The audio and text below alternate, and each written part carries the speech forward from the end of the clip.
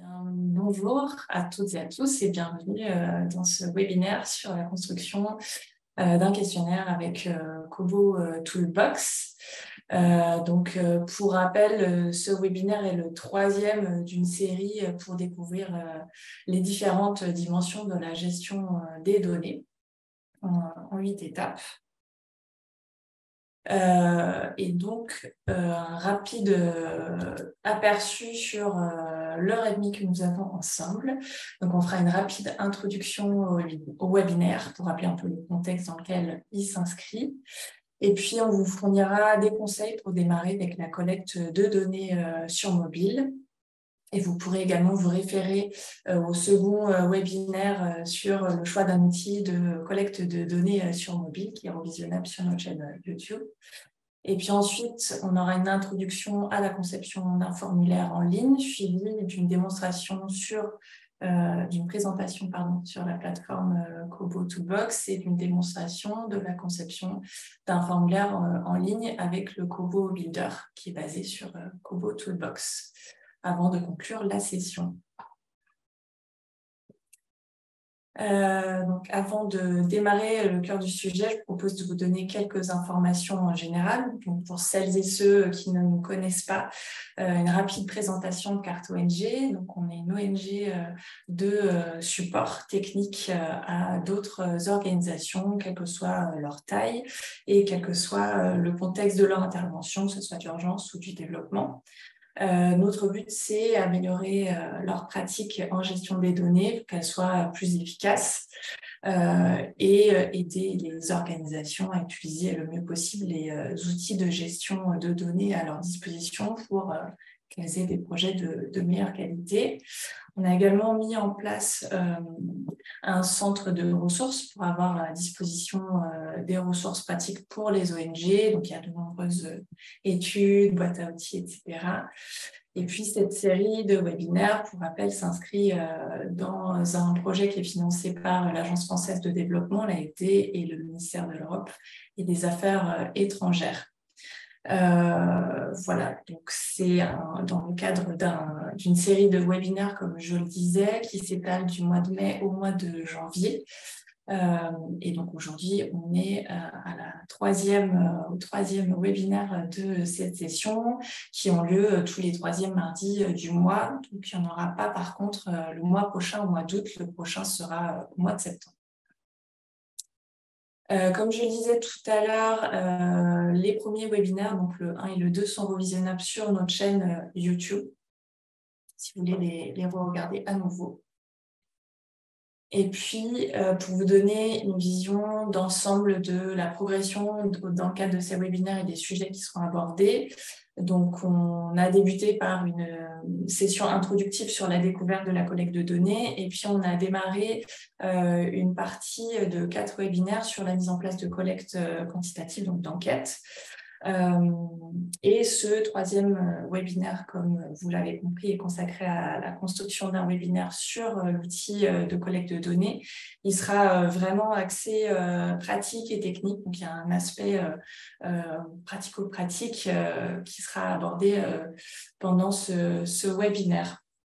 Tout comme le prochain aussi sur l'analyse de données.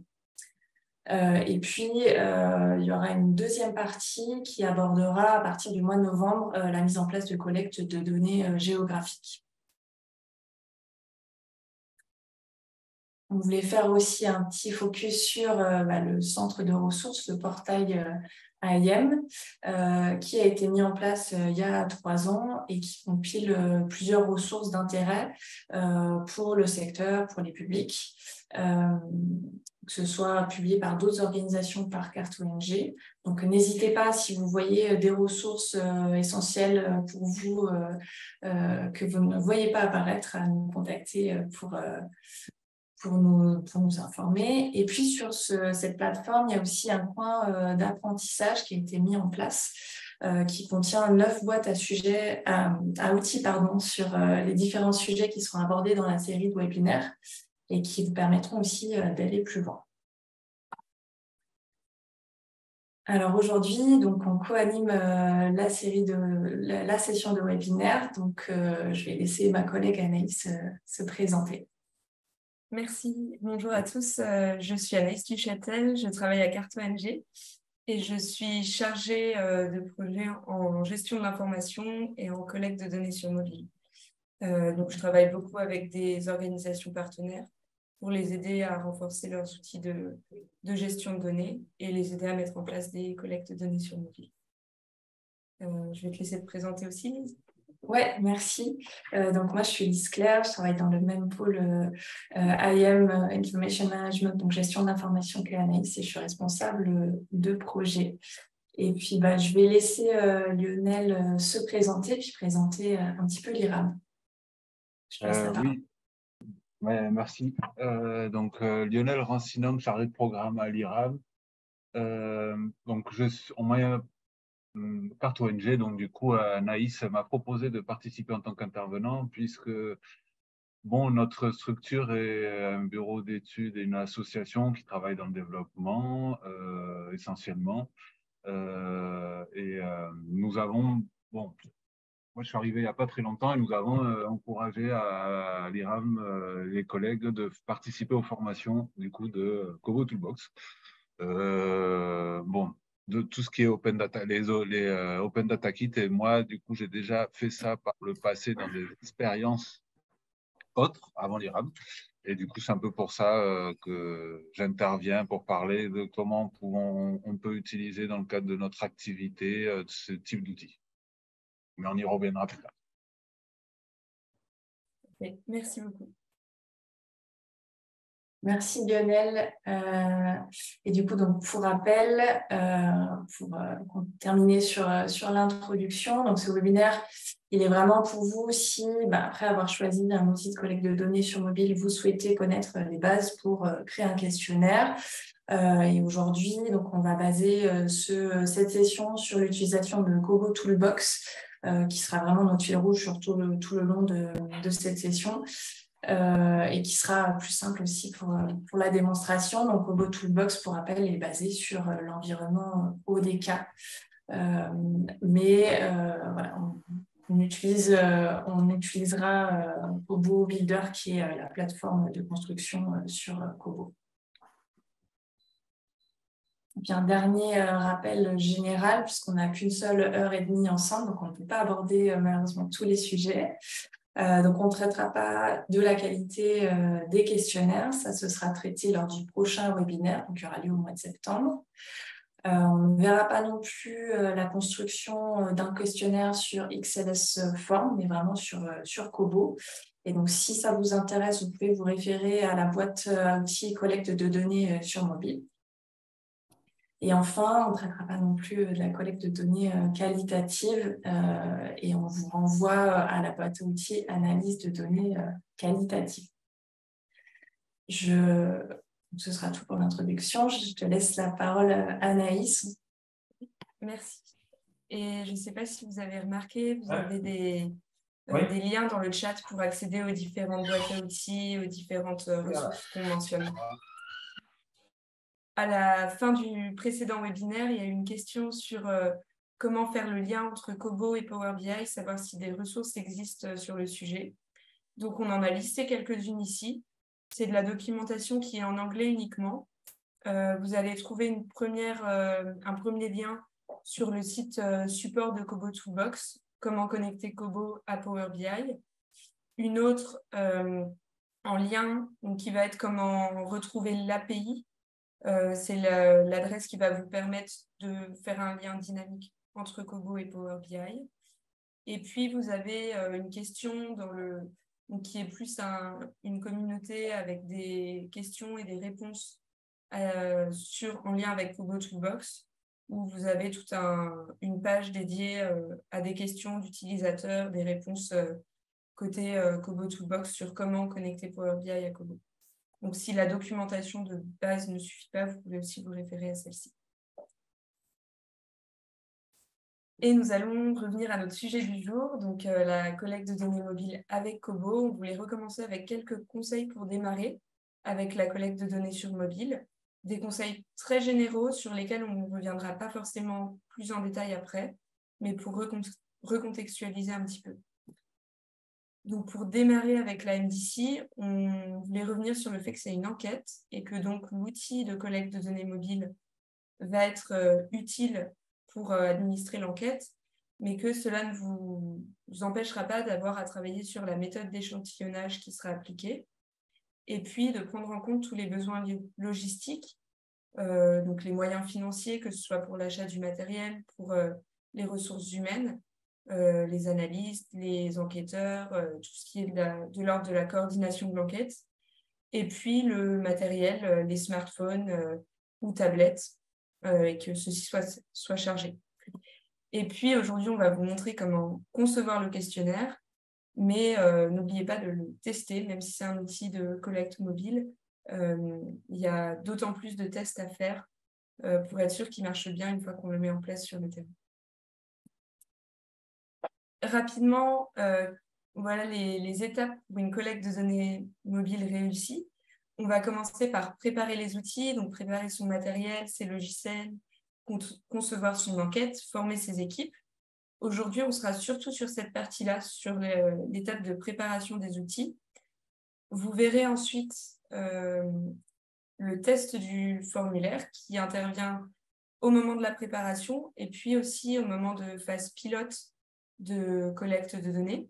Donc, on va le voir un petit peu rapidement aujourd'hui, mais ce sera surtout l'objet du prochain webinaire sur la qualité des enquêtes de données mobiles. Et puis, ensuite, l'étape suivante, c'est de collecter ces données, les envoyer vers le serveur, nettoyer ces données. Donc, on ne verra pas aujourd'hui, qui sera l'objet de webinaire plutôt à l'automne. Et on termine, une fois qu'on a vraiment nettoyé ces données, par l'analyse et le partage des données. Et dans le cadre d'une gestion responsable des données, on pense à conserver, archiver, éliminer ces données. Donc, pour revenir plus précisément sur la conception d'un formulaire en ligne, qui est ce qu'on va voir aujourd'hui.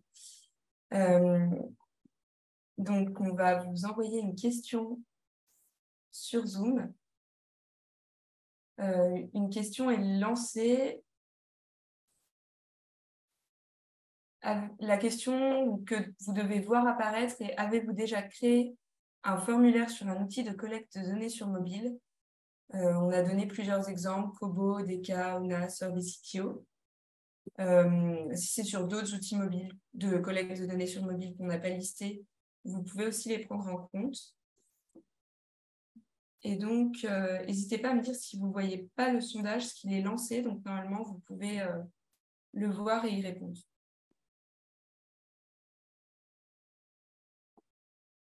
Vous pouvez y répondre donc, avec l'outil sondage, qui est un onglet particulier sur Zoom.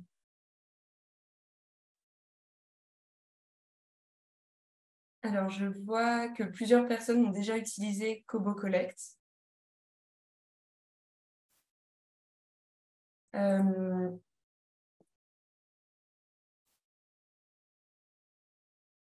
Et certaines personnes n'ont jamais utilisé d'outils de collecte sur mobile.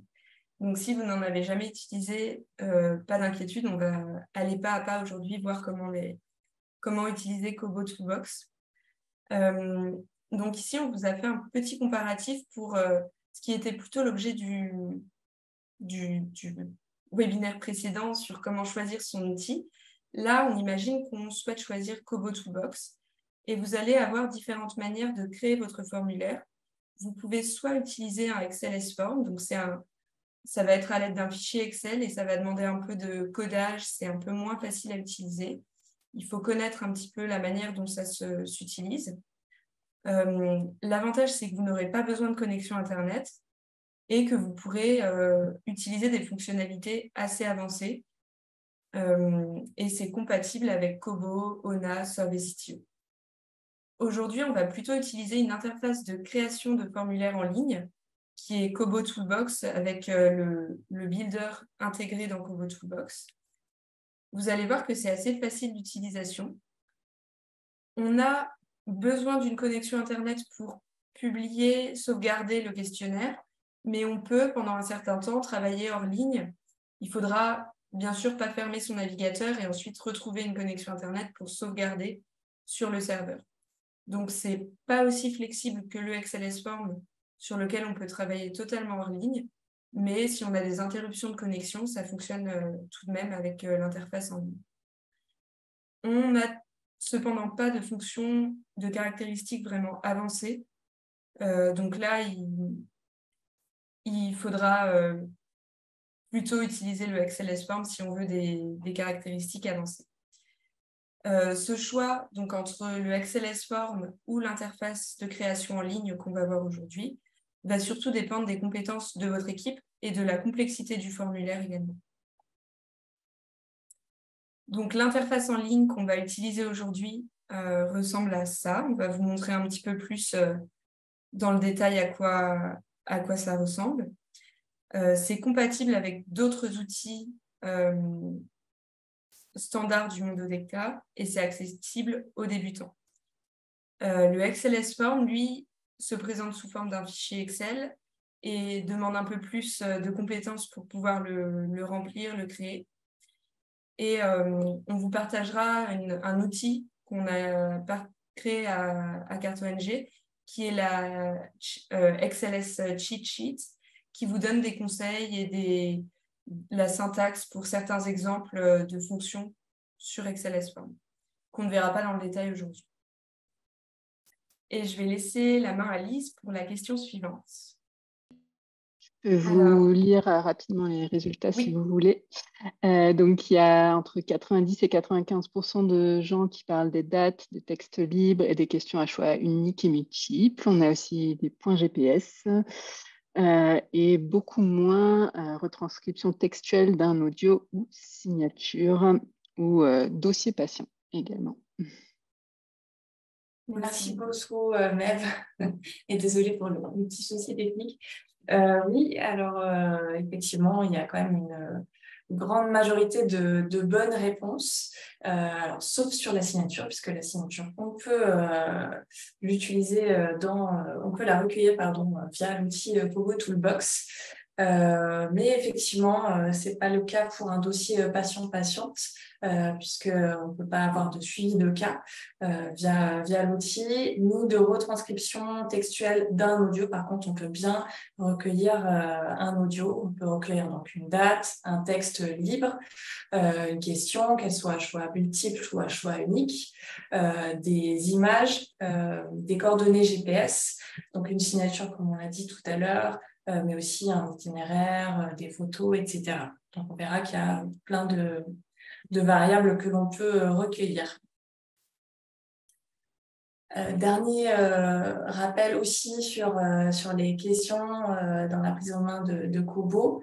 Donc, ce qu'on vous conseille, c'est de bien formuler les questions et notamment pour qu'elles soient utiles, simples et compréhensibles et donc sans jargon. Donc, éviter par exemple les concepts ou les questions longues. Et notamment éviter les questions qui en contiennent deux, comme par exemple où achetez-vous habituellement le riz et les produits d'hygiène, mais plutôt séparer en deux et faire une question sur le riz et sur les produits d'hygiène.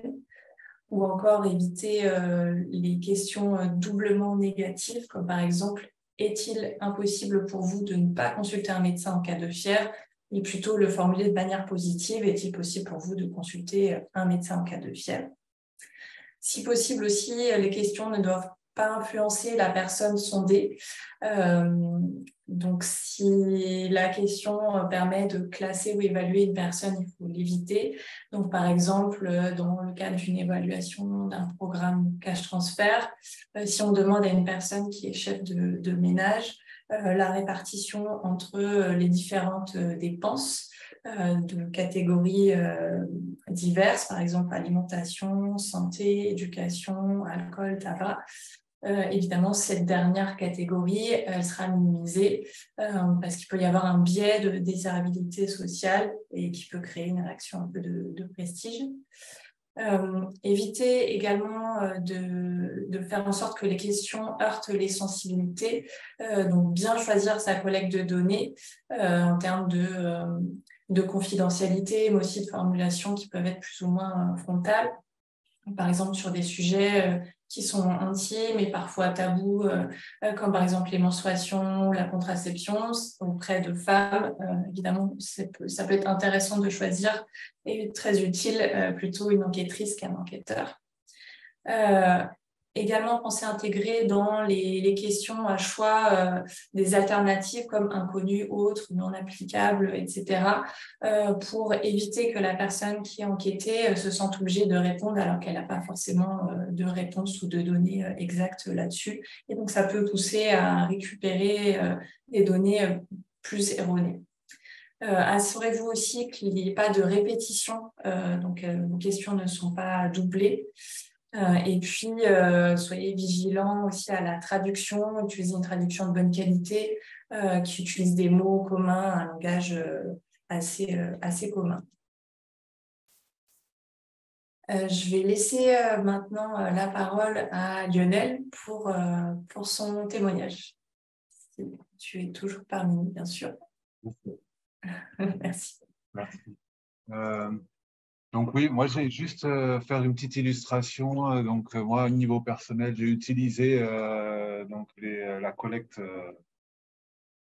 par les mobiles à différentes fins, dans différents contextes professionnels. Donc bref, c'est notamment j'ai utilisé ce type d'outils pour tout ce qui est études de base sociale, ou les social baseline.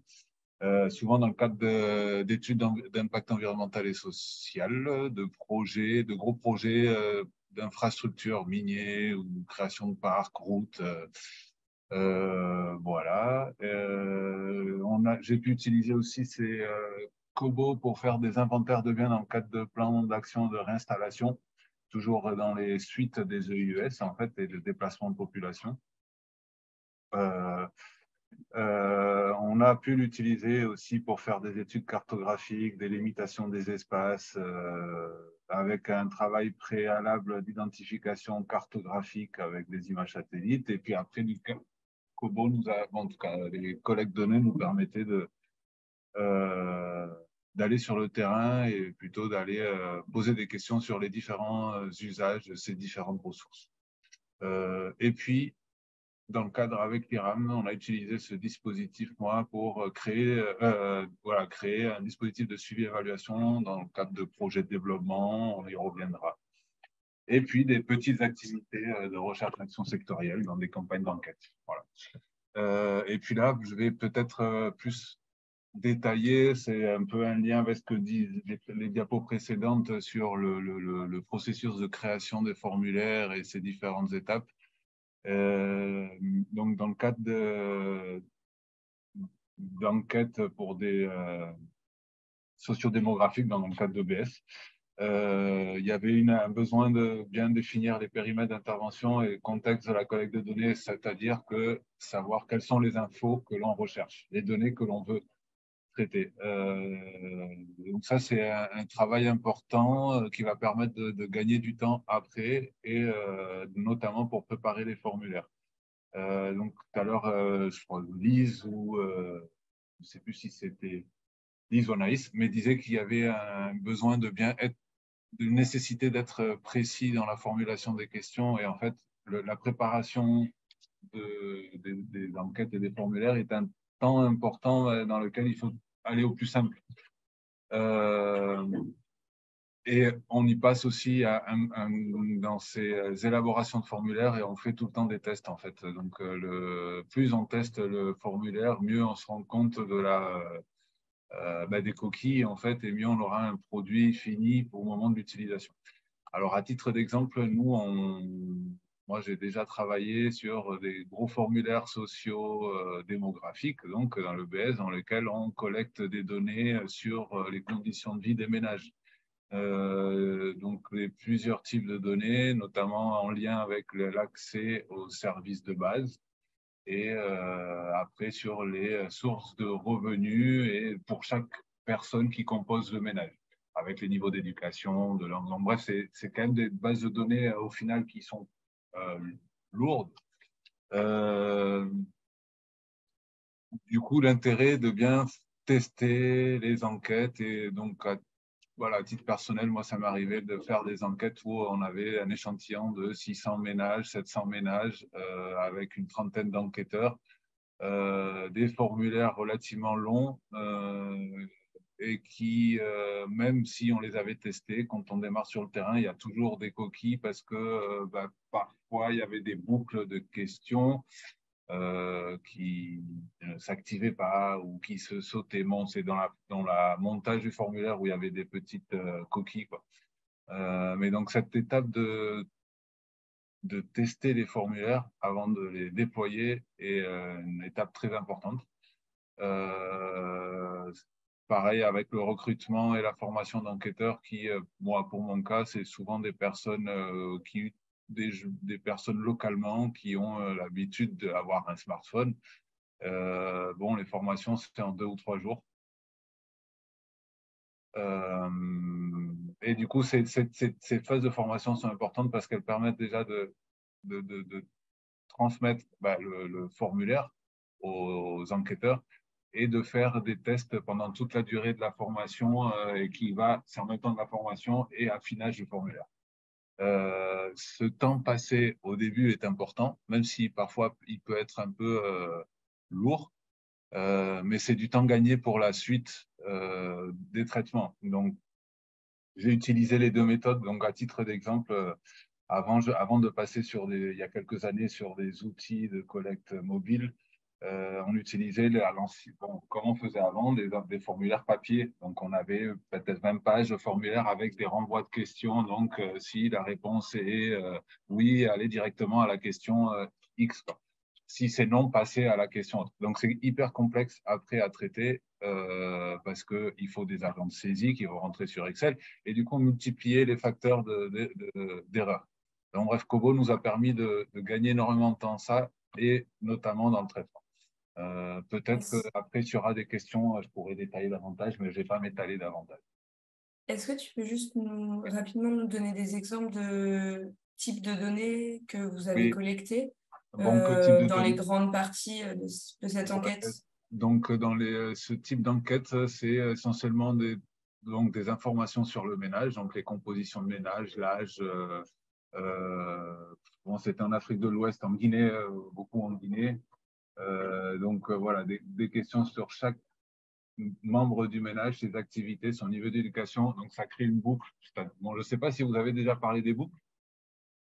Non, mais peut-être que je ne m'avance pas. Donc, bref, c'était… Mais plutôt des données sociodémographiques. Après, en données, c'était des données sur le niveau d'éducation. Bon, tout ça concernant le ménage. Et sur l'accès aux services de soins, aux services de base, c'est l'accès à l'éducation. Donc, est-ce qu'il y a l'existence d'écoles, pas d'écoles, jusqu'à quel niveau vont les écoles, l'état, on peut aussi collecter l'état à un moment donné des bâtiments ou des infrastructures. On collecte aussi des types de données sur le matériel disponible chez les ménages, en matériel on va dire, de commodité, donc télévision, ventilateur, téléphone, caractérisation des logements, en fait, de type de logement, le matériel utilisé pour les logements, et après, tout ce qui va être source de revenus. Donc là, c'est plutôt des données sur les activités principales, secondaires des membres du ménage avec, on peut créer des formules et des calculs auto…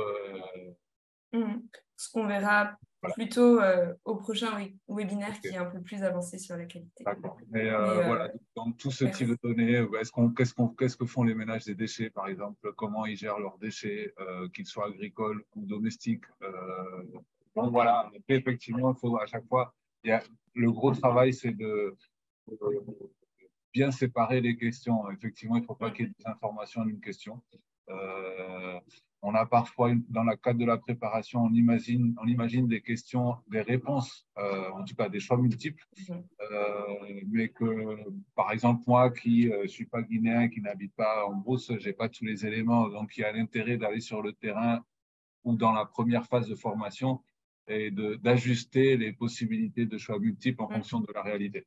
Et effectivement, toujours laisser les possibilités autres quand les choix ne couvrent pas l'ensemble des réponses. En fait, voilà, avoir des possibilités autres nous permet de compléter des informations qu'on n'avait pas forcément identifiées au préalable.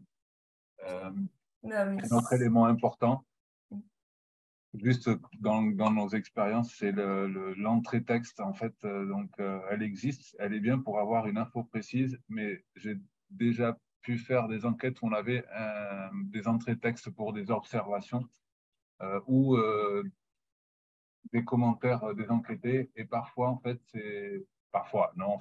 ces entrées texte avec plusieurs informations sont très difficiles à traiter parce que il faut la question pas assez cadrée ou pas assez fermée. Et Kobo n'est pas un outil pour avoir de l'analyse de discours ou qualitative. C'est clairement de la quantité et avoir une photo à un moment donné de la situation d'un territoire. C'est tout à fait le lien entre notre premier webinaire où on proposait de réfléchir, le précédent webinaire où on proposait de réfléchir à quel outil choisir, où on expliquait bien que Kobo n'est pas fait pour l'analyse de données, la collecte de données qualitatives. Et ça fait aussi le lien avec notre prochain webinaire où on verra comment améliorer la qualité des questionnaires. Merci beaucoup pour ce témoignage. Je pense qu'on voit un petit peu l'étendue de ce qu'il est possible de collecter avec Kobo. Et sans plus attendre, on va rentrer un peu plus dans le détail de comment mettre en place son enquête. Et Lionel reviendra témoigner à la fin de cette démonstration pour vous parler d'une autre enquête qu'il a mis en place avec Kobo. Merci encore pour ton témoignage. Donc, je vais vous montrer la plateforme Kobo Toolbox directement pour que vous ayez un aperçu un petit peu plus réaliste. Donc, vous allez, si vous n'avez pas encore de compte, vous ne le ferez pas forcément aujourd'hui pour pouvoir suivre en même temps, mais avec la retransmission sur YouTube et les slides, vous pourrez ensuite reprendre pas à pas l'exemple et le faire de votre côté.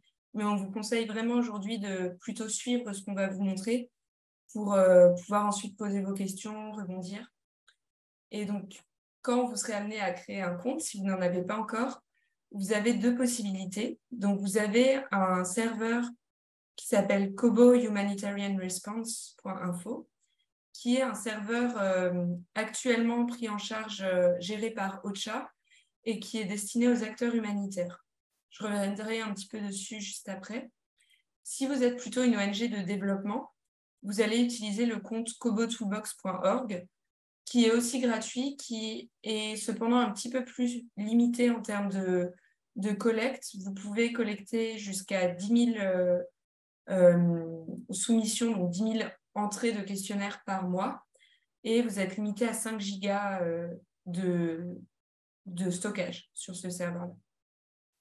Pour ce qui est du compte destiné aux humanitaires, donc qui est maintenu par OCHA, il y a un transfert de la gestion qui va se faire à partir du mois de septembre par l'équipe Kobo Toolbox également. Et donc actuellement, vous avez un usage illimité avec ce serveur, mais à partir de septembre, ce sera 25 000 soumissions, donc 25 000 entrées par mois, avec un stockage illimité. Et ensuite, à partir de mars 2024, ce sera seulement 5 000 questionnaires, 5 000 entrées par mois et 1 giga de stockage. Donc ça, ce sera pour les usages gratuits. Après, il y aura des licences payantes pour augmenter ces stockages-là. Mais c'est, je pense, important à avoir en tête si vous utilisez déjà un compte humanitarian géré par OCHA, bien vérifier que vous ne dépasserez pas la limite en mars 2024 et même peut-être dès septembre 2023. Donc, une fois que vous aurez créé votre compte, vous allez arriver sur la plateforme. Donc là, c'est un exemple de compte. C'est le serveur en ligne. Et vous allez avoir un premier onglet avec vos formulaires déployés, c'est-à-dire les formulaires qui sont prêts à être collectés, qui sont visibles sur l'application ODK Collect, qui, je reprécise, est disponible uniquement sur Android.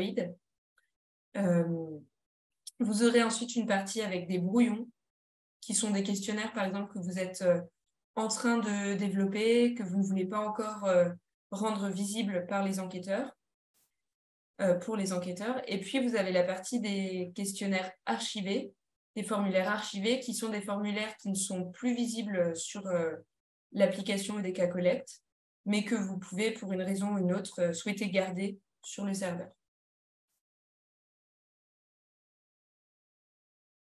Je vais revenir à la présentation. Donc, vous avez cette slide-là à laquelle vous pourrez vous référer si vous revisionnez le webinaire ou que vous voulez revoir comment créer votre compte. Donc, qui est adapté aux organisations de l'humanitaire.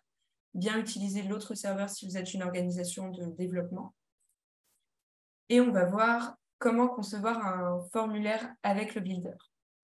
Donc, le Kobo Builder, c'est l'outil de conception d'enquête intégré à Kobo, qui est un outil en ligne sur lequel je vais vous faire une démonstration aujourd'hui. On va prendre un exemple pour cette démonstration qui est l'exemple de l'évaluation de la qualité et de la fréquentation d'un point d'eau. Donc, on va supposer qu'un enquêteur va aller voir un agent qui est responsable de la gestion de ce point d'eau et qui va un petit peu lui poser des questions pour voir quelle est la qualité de l'eau, quelle est la fréquentation. Donc, ceci intervient suite à la mise en place d'un programme d'eau, hygiène, assainissement, où on va souhaiter évaluer la qualité et l'utilisation des points d'eau construits.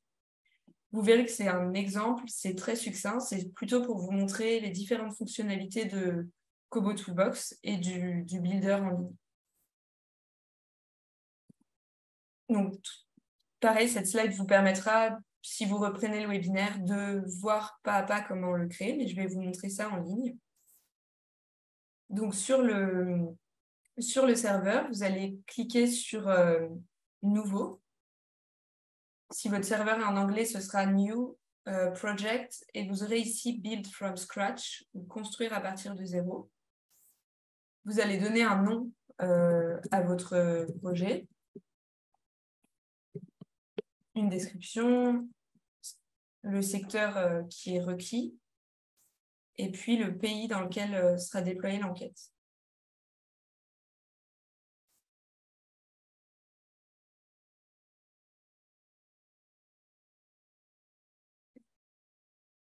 Je actualise. Alors, excusez-moi, c'est les joies du direct. On va se reconnecter, j'ai été déconnectée du compte Kobo.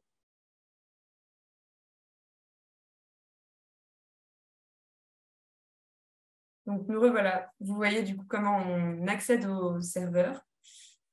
Donc, construire à partir de zéro et vous rentrez les informations du projet.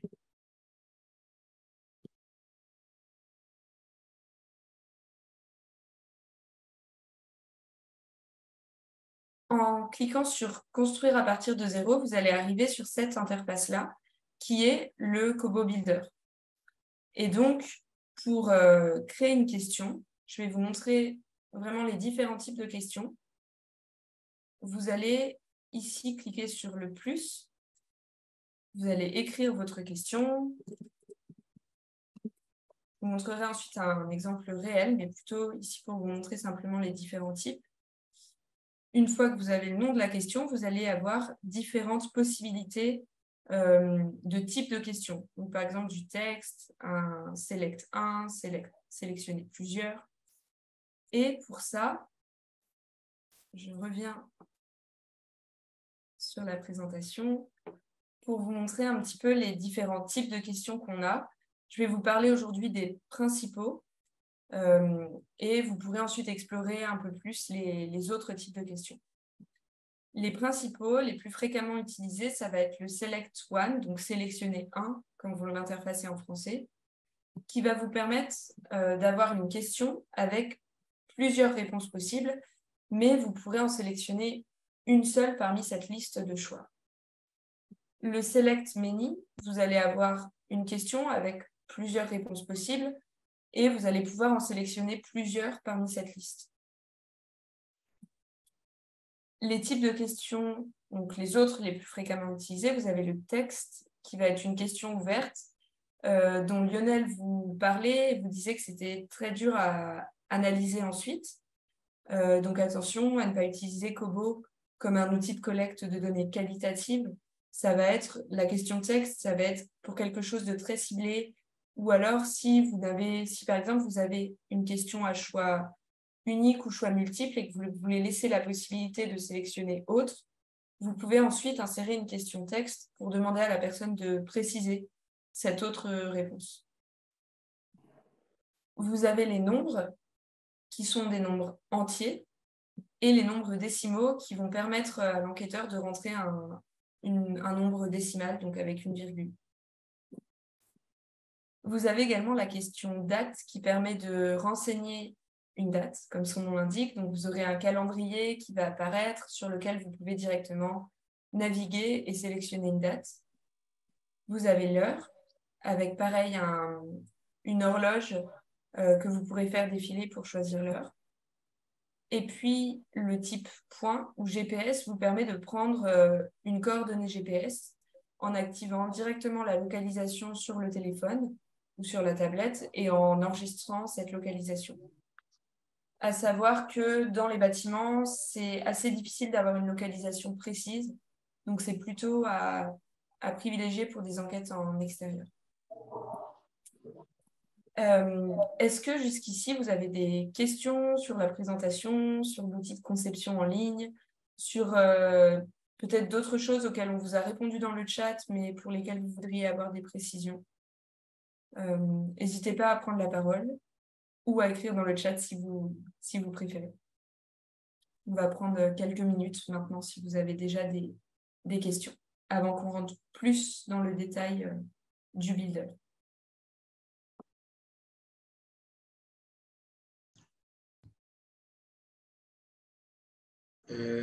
Moi, j'ai une question, s'il vous plaît. Oui, allez-y. Voilà, peut-être que c'était un bug que je n'avais pas entendu.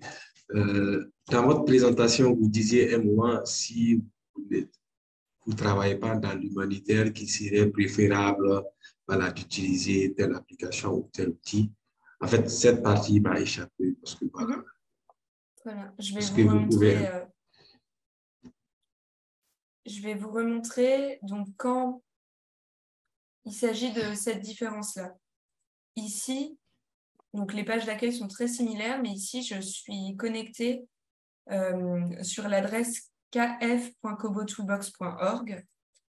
Donc, si vous cherchez Kobo Toolbox sur un moteur de recherche, vous allez probablement tomber sur cette adresse-là, qui est le serveur qui est ouvert à toute organisation de développement, également d'organisation privée.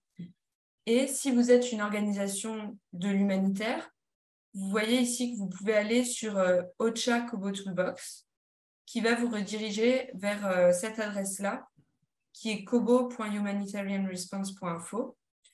Actuellement, ce serveur-là, donc qui est dédié aux organisations humanitaires, il est maintenu par OCHA, l'organe de coordination des organisations humanitaires de l'ONU, et il permet d'avoir accès gratuitement à plus de stockage et plus d'entrées par mois, de réponses à un questionnaire par mois, que ce n'est le cas sur le serveur dédié à toutes les organisations. Mais si vous n'êtes pas une organisation d'humanitaire, ce serveur-là, dédié à toutes les organisations, vous permet tout de même d'avoir accès à 10 000 entrées par mois, c'est-à-dire que vous pouvez répondre 10 000 fois à des enquêtes par mois et vous pouvez stocker jusqu'à 5 gigas sur le serveur gratuitement. Est-ce que ça répond à votre question? Est-ce que vous voulez que je reprécise certaines choses? Non, merci. Parfait. Merci. Je constate que par défaut, quand je vais sur Kobo, effectivement, tu as l'entrée pour les ONG de développement, quoi, pas de l'humanitaire. Oui, tout à fait. Et c'est possible de retrouver l'entrée pour les ONG humanitaires avec le lien qui apparaît en bas de la description. OK. Merci beaucoup. Ça va. De rien. Est-ce que vous avez quelqu'un a une autre question sur ce qu'on vient de présenter jusqu'ici ou plus général? N'hésitez pas, si vous ne voulez pas prendre la parole, à l'écrire dans le chat aussi.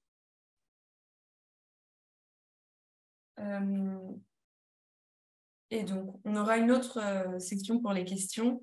Je vais donc continuer avec le builder et la conception du questionnaire en ligne. Donc, si je retourne un petit peu sur la plateforme, on a vu qu'on peut sélectionner le type de question. Et ensuite, vous allez avoir différents paramètres. Par exemple, si c'est une question à choix unique ou à choix multiple, vous avez donc au début la question. En dessous, vous allez pouvoir entrer l'indice de question. Par exemple, si c'est une question simplement d'observation, vous pouvez indiquer à l'enquêteur, observation, ne posez pas la question directement. Donc, ça peut être, les indices en dessous vont apparaître en plus petit sur l'application et vont permettre à l'enquêteur d'avoir des indications sur le déroulé de l'enquête. Ce que vous voyez ensuite en dessous, les différentes options, c'est dans le cas où on a choisi une question à choix unique ou à choix multiple, on va pouvoir choisir une option de réponse 1, par exemple oui, une réponse 2 qui serait non. On va pouvoir ajouter d'autres réponses, par exemple ne sais pas, etc. Donc ça, c'est pour les questions à choix unique ou à choix multiple. Le gros inconvénient sur Kobo, sur le builder, ça va être qu'une fois que vous avez créé une question, que vous avez choisi le type, donc ici c'est un choix unique, admettons que vous vous dites « Ah non, je voulais un choix multiple », vous allez devoir recréer entièrement la question. Vous ne pouvez plus modifier le type une fois qu'elle a été créée.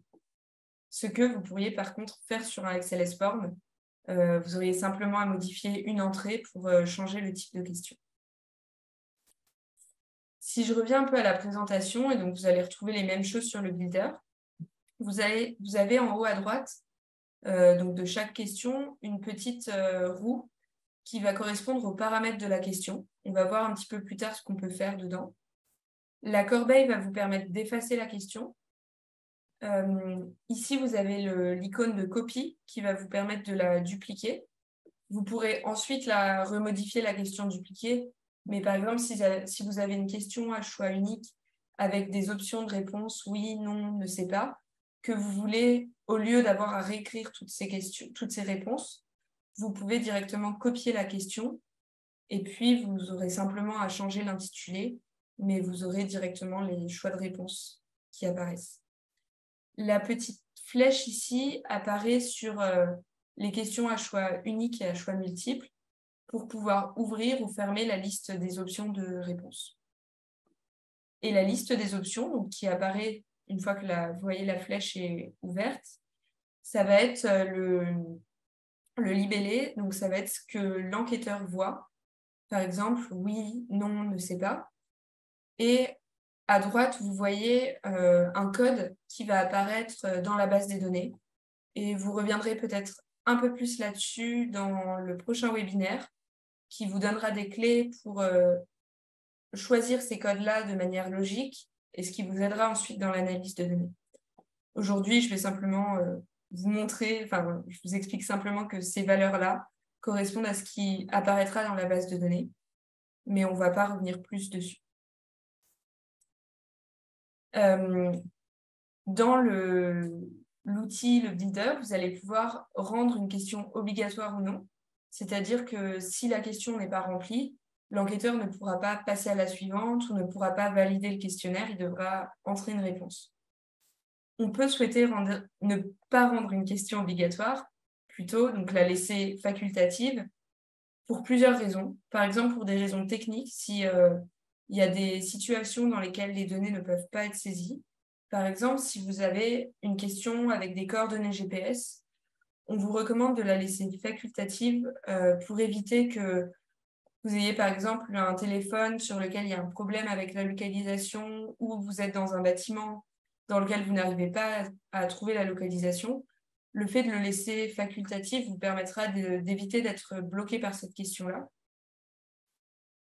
Si vous avez une liste de réponses non exhaustive, vous pouvez ne pas rendre la question obligatoire pour éviter qu'une personne soit obligée d'entrer une réponse fausse alors qu'il n'y a pas forcément la réponse.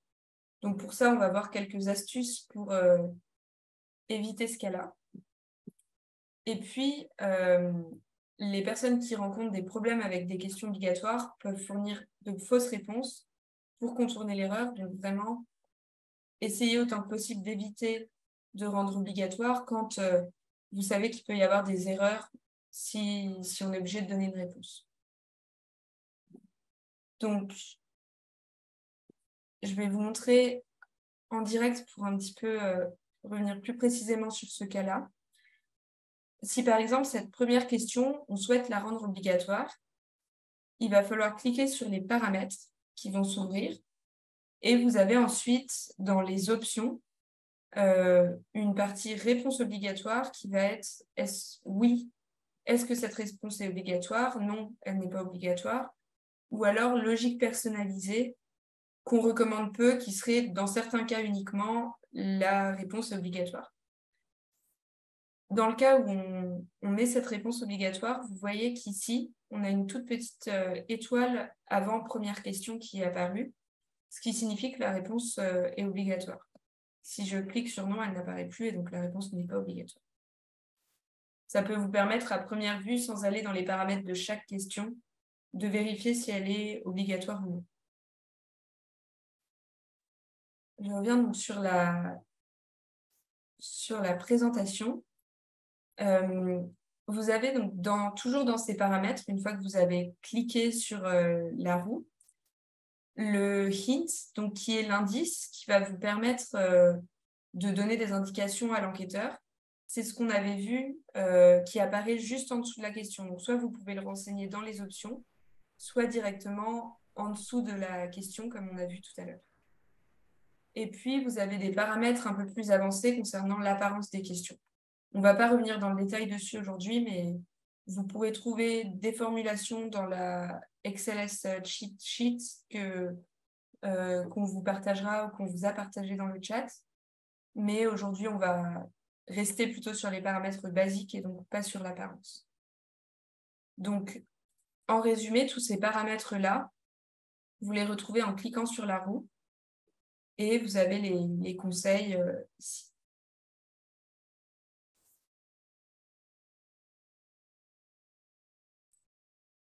Ensuite, vous avez les paramètres de conditionnalité des questions, ce qu'on appelle le saut de question ou le skip logique. Par exemple, si on a une première question qui est êtes-vous une femme, oui ou non? Et la question suivante est êtes-vous enceinte, oui ou non? On souhaite que la question êtes-vous enceinte n'apparaisse que pour les femmes.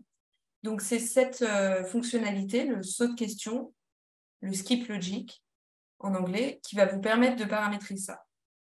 Par exemple, ici, vous aviez une première question qui était quelle est votre source principale pour boire? Et la personne pouvait sélectionner autre, donc other. Et donc, dans le cas où la réponse à la question précédente était other, la question actuelle apparaît. Donc, la question actuelle va apparaître seulement si la réponse à la question précédente était other. Je vais vous montrer ça avec un exemple en direct. Par exemple, si la question ici est êtes-vous, ou plutôt, quel est votre genre? Donc, ceci non plus. On va avoir ici homme, femme. Désolée pour cette simplification, c'est vraiment pour l'exemple. Et vous avez une question suivante qui va être toujours un select 1. Êtes-vous enceinte? Oui ou non? Et ici, vous allez aller dans les paramètres, critères de passage. Vous allez ajouter une condition. Et donc, quand la réponse à la question « Quel est votre genre ?» sera « femme », cette question « Êtes-vous enceinte ?» va apparaître. Et donc, si on regarde ça d'un point de vue de l'enquêteur, donc là, c'est avec l'outil d'enquête en ligne. Quel est votre genre homme? Le questionnaire s'arrête ici. Quel est votre genre femme? La question « Êtes-vous enceinte ?» apparaît. Donc, c'est ce que Lionel vous mentionnait en disant qu'on pouvait sauter certaines questions automatiquement. Là, pour les hommes, la question « Êtes-vous enceinte ?» est sautée automatiquement.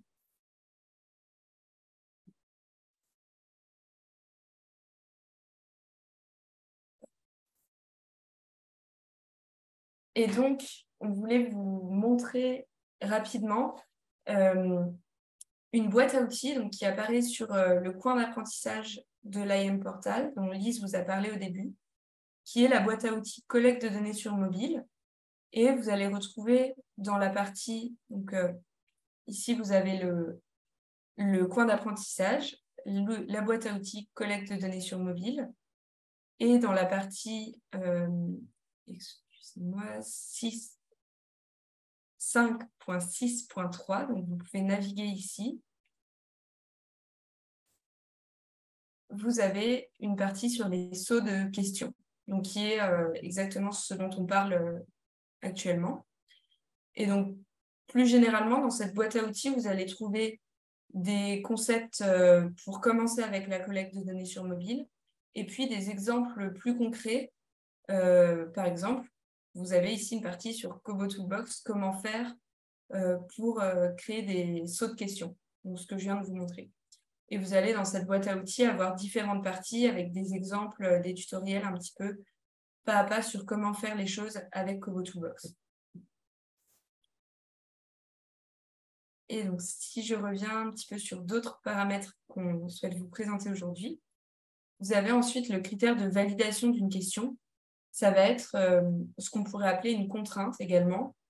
Par exemple, si vous avez dans cette question combien de personnes vivent dans le ménage et ont dormi ici la nuit dernière, la réponse, comme vous le voyez avec le logo 1, 2, 3, ce sera un nombre entier, puisqu'on parle d'un nombre de personnes. Et cette réponse doit être supérieure à 0, évidemment, parce qu'on parle d'un nombre de personnes. Donc, pour faire ça, c'est toujours dans les paramètres. Et vous avez une partie qui s'appelle critères de validation ou validation criteria. Je vais vous montrer ça en direct. Donc ici, par exemple, si on crée une nouvelle question avec un nombre entier, chiffre, on peut aller dans les paramètres de cette question et dans critères de validation, on peut ajouter une condition qui va être la réponse à cette question doit être supérieure à 0. Vous avez tous les autres signes possibles, vous pouvez simplement les sélectionner.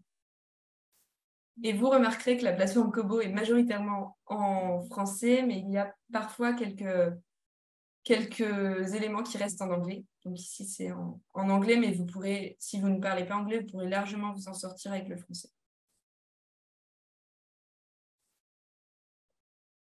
Ensuite, un autre paramétrage qui est intéressant, ça va être les métadonnées. Les métadonnées, ce sont des informations complémentaires qui sont téléchargées, qui sont collectées automatiquement quand vous lancez la collecte ou quand vous terminez la collecte. L'enquêteur n'est pas forcément au courant qu'elles sont collectées. Dans certains cas, il est recommandé et il est éthique d'informer l'enquêteur que des choses sont collectées en arrière-plan. Mais par exemple, vous pouvez, avec les métadonnées, collecter la date et l'heure de début, la date et l'heure de fin, la date du jour, l'identifiant IMEI, donc c'est l'identifiant unique du téléphone ou de la tablette, ce qui va vous permettre, par exemple, si vous avez un même compte pour plusieurs enquêteurs, vous allez pouvoir utiliser l'identifiant de la tablette, du téléphone pour savoir quel enquêteur a collecté quelles données. Vous avez le username, c'est le nom d'utilisateur de Kobo. Et puis, vous avez des informations différentes sur, par exemple, le numéro de carte SIM, le numéro de souscripteur quand on a un téléphone avec un forfait, le numéro de téléphone. Donc ça, c'est plutôt dans le cas où une carte SIM est utilisée. Et sur l'interface en ligne, les métadonnées sont dans mise en page et paramètres, donc layout and settings, et vous pouvez sélectionner ici ce que vous souhaitez télécharger. Nous, on recommande généralement de télécharger, de collecter l'heure de début, de fin et éventuellement le device ID, le numéro de l'outil. Pour construire un formulaire, vous pouvez toujours vous référer donc, à cette boîte à outils collecte de données sur mobile, dont vous avez les liens différents liens dans le chat. Et vous avez une partie qui est vraiment les premiers pas dans la construction de formulaire, qui revient sur pas mal de choses qu'on voit ou qu'on va voir aujourd'hui. Et donc, vous allez pouvoir, vous aussi, vous lancer dans la construction d'un formulaire à la fois sur le builder, et vous voyez qu'à la fin, vous avez des parties aussi plutôt sur le XLS Form, donc cet outil de conception basé sur Excel. Et sans plus attendre, on va revenir à cet exemple-là, donc d'évaluation de la qualité et de la fréquentation des points d'eau. On va vouloir savoir quelle est la qualité des infrastructures et quelle est la fréquentation des infrastructures. Et vous voyez ici, donc je peux laisser Lise ou Mev vous envoyer une capture d'écran de cet énoncé. Et pour des raisons de pratique aujourd'hui, j'ai déjà fait le questionnaire, mais on pourrait le faire assez rapidement en même temps et vous montrer en quelques dizaines de minutes comment on arrive à ce questionnaire. Là, ce qu'on va faire, c'est que je vais vous montrer comment on en est arrivé à ce questionnaire et reprendre pas à pas chaque question en vous montrant les différents types de questions, les différentes fonctionnalités que je vous ai présentées aujourd'hui. Donc, si je retourne sur le serveur, on a un questionnaire qui s'appelle Point d'eau. Pour accéder, c'est l'occasion aussi de vous le montrer, pour accéder au builder lorsque vous avez déjà créé un formulaire, vous pouvez ici, dans Sommaire, cliquer sur Éditer le formulaire. Et puis, dans Formulaire, cliquer sur Éditer dans le générateur de formulaire. Je reviendrai un petit peu sur la plateforme en détail ensuite. Vous avez donc cette enquête qui commence par la date de l'enquête. Vous voyez que c'est une question de type date, donc avec le calendrier. Elle est obligatoire, donc vous voyez ici l'étoile. Ensuite, on demande à la personne, êtes-vous présente sur ce site depuis au moins 30 jours?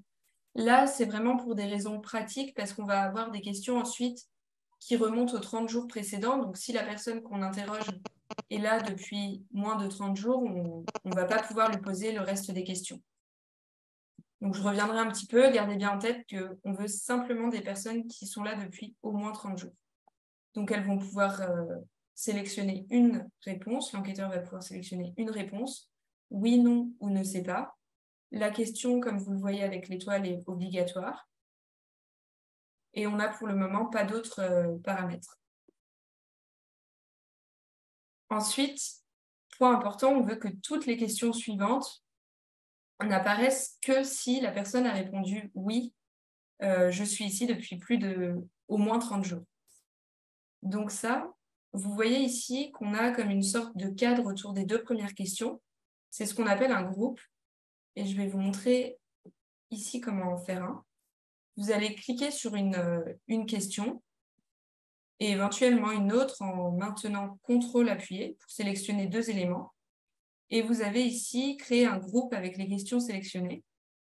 Et donc là, vous voyez que les deux questions sont groupées dans un même élément qui est un groupe, par exemple le groupe 1. Ici, dans l'exemple concret, vous avez une première partie qui est l'introduction, qui est vraiment la partie où on va demander la date et être sûr que la personne peut répondre à l'enquête. Vous avez ensuite tout le groupe des questions sur le point d'eau. Et tout ce groupe-là de questions, qu'on peut réduire ici, ne va apparaître que si la personne a répondu « Oui, je suis présent sur ce site depuis au moins 30 jours ». Et donc, on va appliquer un critère de passage à tout ce groupe de questions. Donc, est-ce que la personne est présente sur le site depuis au moins 30 jours? Si oui, alors toutes les questions du groupe questions.do vont apparaître. Par contre, si la personne a répondu non, je ne suis pas présente ou je ne sais pas, les questions du groupe .do ne vont pas apparaître et on va passer directement à la fin de l'enquête. Donc, l'utilisation des groupes va nous permettre d'éviter d'avoir à renseigner pour chaque question le critère de passage qui serait êtes-vous présent depuis au moins 30 jours. Le groupe nous permet d'éviter d'avoir à faire cela pour chaque question une par une. Donc, on a ce critère de passage qu'on a mis ici. On a ensuite la question « À quel endroit se trouve le point d'eau ?» qui est une question GPS. Ensuite, le point d'eau est-il en état de marche le jour de l'enquête qui est une question « Sélectionnez 1 ». Oui, non, il ne sait pas.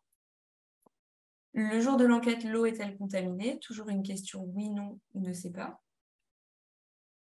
Veuillez prendre une photo du point d'eau. Donc là, c'est une question de type image.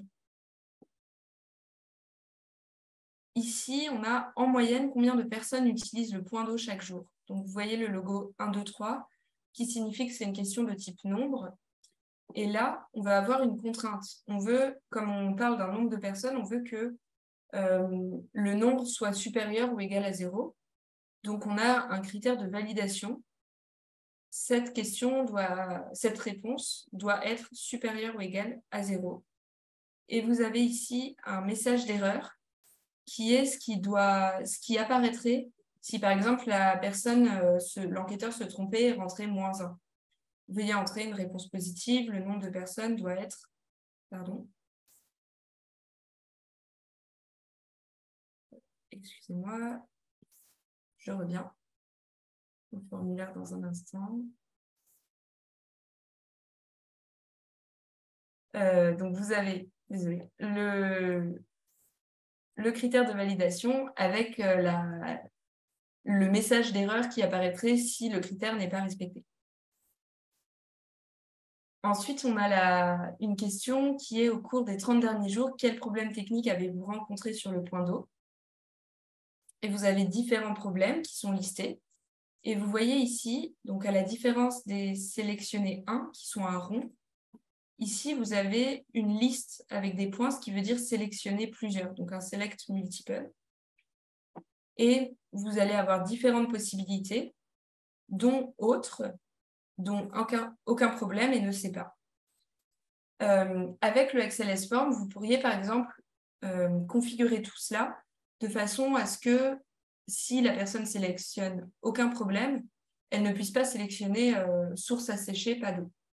Sur le builder, il va falloir utiliser la syntaxe du XLS Form. Donc, c'est plutôt des paramétrages avancés et dans ce cas-là, on préférera utiliser un XLS Form. Il ne sera pas forcément possible de le faire simplement sur le builder. Par contre, si on revient à cette question, on a effectivement la possibilité de choisir « Autre ». Et donc, la question suivante qui est « Autre, veuillez préciser » ne doit apparaître que si la personne a, parmi ses choix de réponse, sélectionné « Autre ». Donc là, critère de passage, cette question s'affichera uniquement si, au cours des 30 derniers jours, parmi les problèmes techniques, on avait « Autre ». Sinon, la question n'apparaît pas. Et on passe ensuite directement à la fin de l'enquête, qui est plutôt des choses facultatives que j'avais rajoutées pour l'exemple. Et donc, si on regarde un petit peu ce formulaire,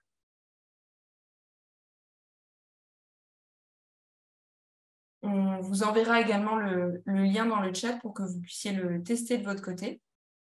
Donc là, vous avez l'aperçu direct. Et si je reviens sur la plateforme, vous avez une partie Donc, dans la partie formulaire, quand vous êtes sur votre projet Point d'eau, vous avez la possibilité d'ouvrir le formulaire directement sur ordinateur. Donc, c'est pour certains qui posaient la question sur le chat, Mev vous a parlé de Enketo.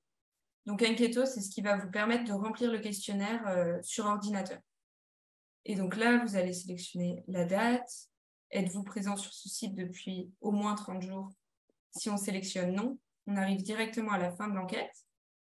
Si on sélectionne oui, les questions apparaissent. Là, comme on est sur Enketo, vous pouvez sélectionner sur une carte à quel endroit vous vous trouvez.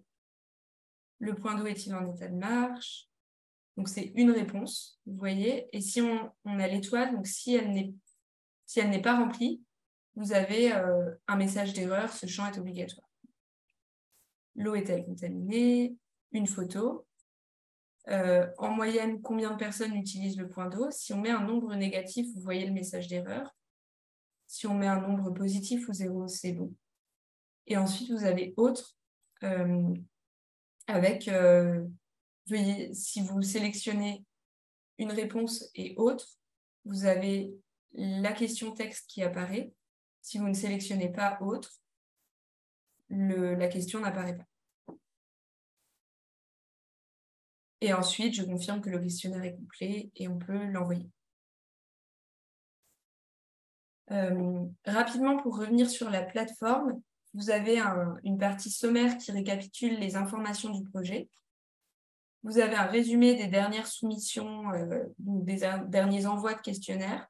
Donc, on voit que hier, on a testé le questionnaire, on a envoyé. Et aujourd'hui, je viens de l'envoyer la réponse.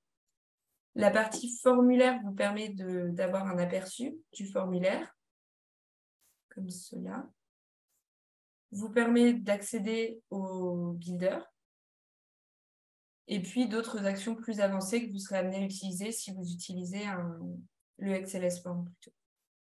Et pour la personne qui proposait de commencer à faire un questionnaire sur le builder et ensuite le travailler sur XLS Form, vous pouvez télécharger un XLS ici, ce qui vous permet d'accéder directement à ce que vous avez codé sur le builder pour le retrouver au format XLS sur Excel.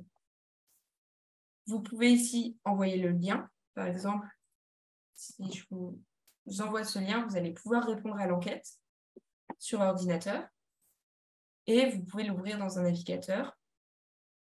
Vous avez des paramètres un peu plus avancés sur lesquels on ne va pas revenir pour ajouter des médias, donc des photos ou des fichiers qui sont utilisés dans l'enquête pour partager le projet et puis des fonctionnalités plus avancées pour le connecter.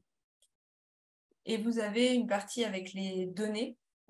Donc là, vous allez avoir un tableau, un peu comme vous aurez un tableau Excel, avec les différentes réponses au questionnaire. Donc on voit l'envoi aujourd'hui et l'envoi hier. Après, c'était un plus ancien. Vous avez une carte sur laquelle vous pouvez voir où ont été collectées les données. Donc on voit mon entrée d'aujourd'hui. Et en cliquant dessus, on va pouvoir revoir toutes les réponses de ce point. On peut voir des rapports. Très rapidement, ça va être des statistiques sur les différentes questions.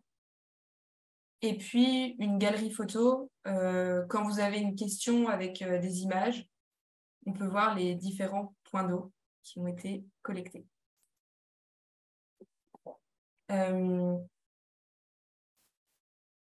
Je vais revenir à la présentation et puis vous laisser peut-être très rapidement, on va prendre 2 minutes de questions et on a après un témoignage de Lionel.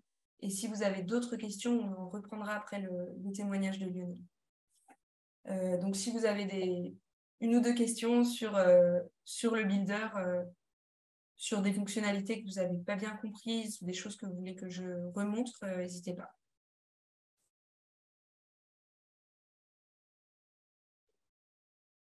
Tu as une question à laquelle je n'ai pas encore répondu dans le chat, si tu veux la prendre, Anaïs. Oui. Est-ce possible d'importer le lien d'un questionnaire au niveau du builder pour apporter des modifications? J'imagine que c'est Donc, ça laisse forme, mais je te laisse répondre comme tu le souhaites. Oui. Donc, si c'est d'importer le lien d'un questionnaire, donc admettons que vous ayez un fichier Excel sous format XLS Form, dans lequel vous avez codé votre questionnaire, vous pouvez ici cliquer sur remplacer le formulaire, télécharger un XLS Form, et vous allez sélectionner sur votre ordinateur votre fichier Excel dans lequel vous avez codé le questionnaire. Et ensuite, vous pourrez le déployer et le voir, donc copier le lien, le partager, etc.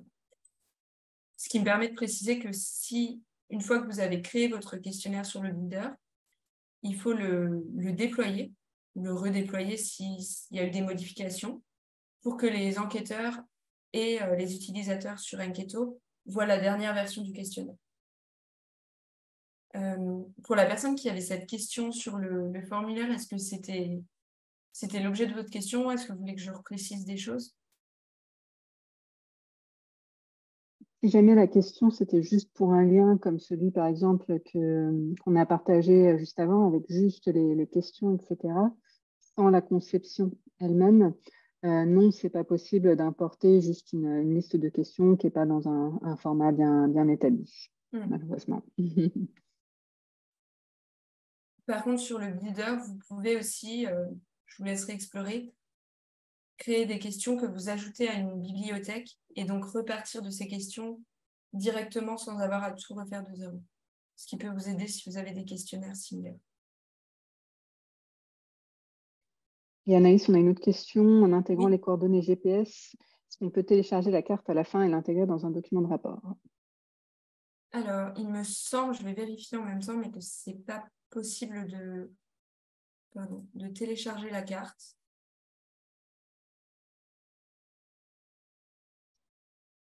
Si tu veux, je peux prendre la question.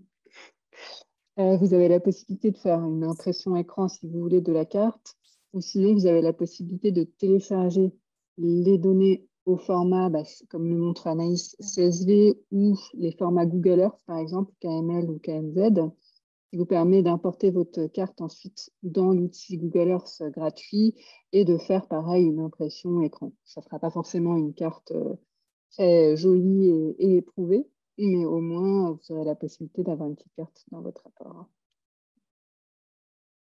Vous pouvez également personnaliser les couleurs avant de la télécharger. On va peut-être laisser la parole à Lionel pour son deuxième témoignage sur l'utilisation des outils ODK pour un dispositif de suivi-évaluation. Et on reprendra ensuite quelques questions si vous êtes encore disponible quelques minutes. Merci. Donc oui, alors j'en ai mentionné tout à l'heure, on a utilisé, donc pour vous resituer très rapidement, c'est en Guinée, un gros projet sur les filières rizicoles, notamment dans la zone de mangrove. Ce projet, c'est une maîtrise d'ouvrage, on va dire ministère de l'Agriculture, et en même temps, la mise en œuvre, c'est 5 opérateurs. Donc on a utilisé Kobo pour faire le dispositif de suivi et évaluation au niveau de l'unité de coordination du programme qui est hébergé au niveau de la maîtrise d'ouvrage. Et donc, en fait, ça a été un peu un processus, ça a été au démarrage, ça a été un processus un peu long parce qu'il y a eu 2 ateliers pour définir quels étaient les indicateurs qu'il fallait donc suivre.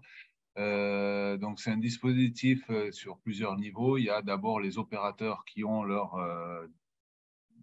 activités concrètes qui font leur suivi et évaluation et qui transmettent après à l'unité de coordination qui fait une consolidation générale. Et donc, on a utilisé Kobo. Donc, il y a eu les 2 premiers ateliers. C'est pas Kobo, c'était juste définir quels étaient les indicateurs. Et après, le deuxième atelier a permis de commencer à formuler les questions qu'il fallait pour créer ce formulaire.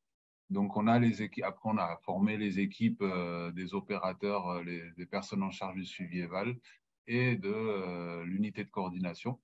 Et donc aujourd'hui, on a un dispositif qui tourne et de manière relativement autonome, que nous, on peut suivre à distance via la plateforme, le serveur.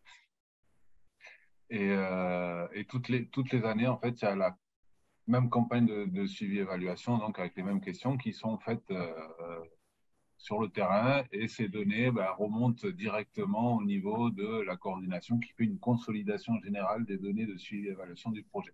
Donc dedans, c'est un projet qui travaille, c'est des données qui concernent essentiellement les aménagements. Donc c'est un projet d'aménagement de périmètre risicole dans la zone de mangrove.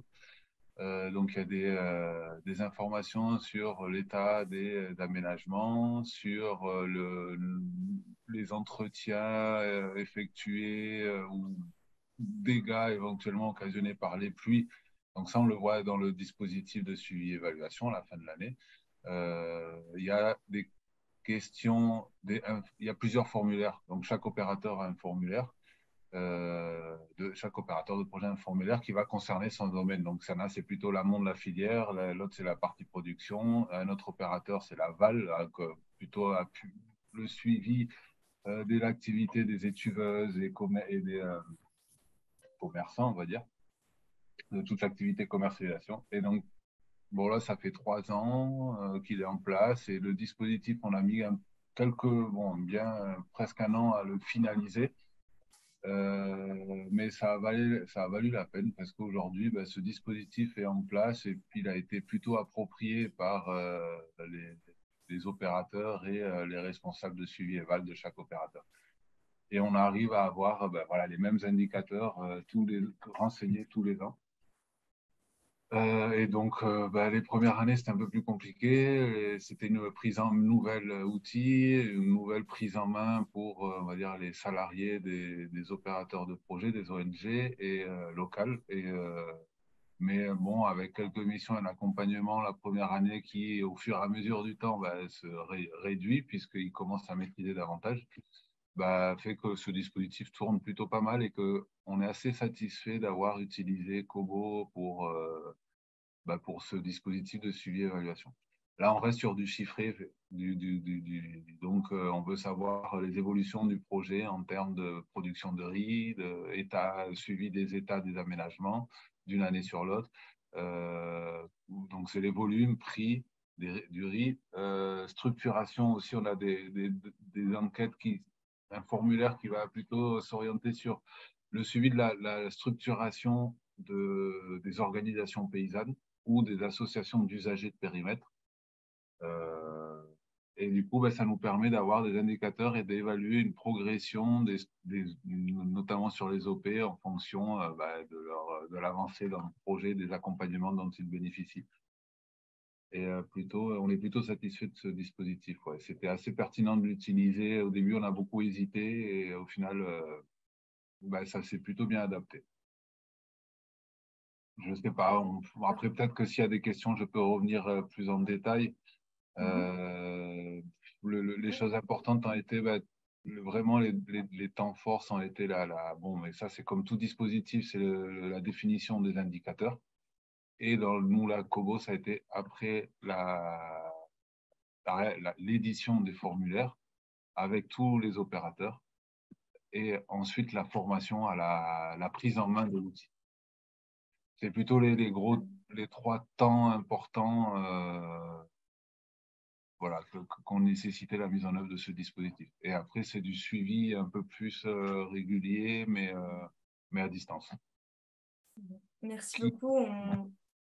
Peut-être s'il y a quelques questions, on va refaire un temps de questions juste après. On voulait vous énoncer les 3 points à retenir avant que vous partiez éventuellement si vous avez d'autres obligations. Et si vous avez des questions sur les témoignages de Lionel, ce sera le moment aussi. N'hésitez pas. Merci beaucoup en tout cas Lionel pour ces 2 témoignages qui illustrent bien l'utilisation de Kobo et des outils ODK. Merci beaucoup. Merci à vous.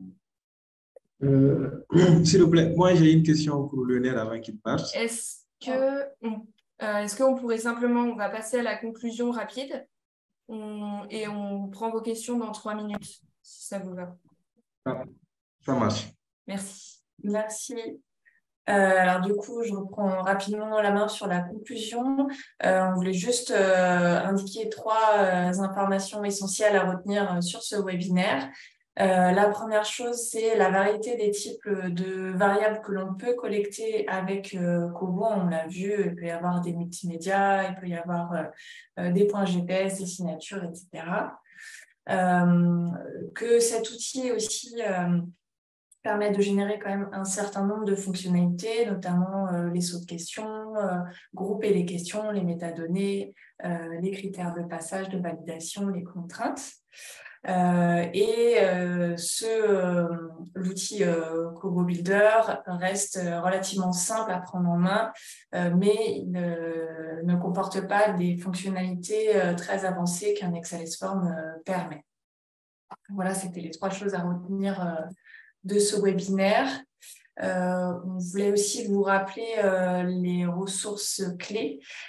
Donc, la boîte à outils de collecte de données sur mobile qui a été produite conjointement et financée par Terre des Hommes, donc sur lesquelles vous pouvez retrouver le déploiement pas à pas de la collecte de données sur mobile. Tout à l'heure, Anaïs vous a montré le saut de questions, mais il y a aussi vraiment l'intégralité des étapes que vous pouvez suivre via cette boîte à outils.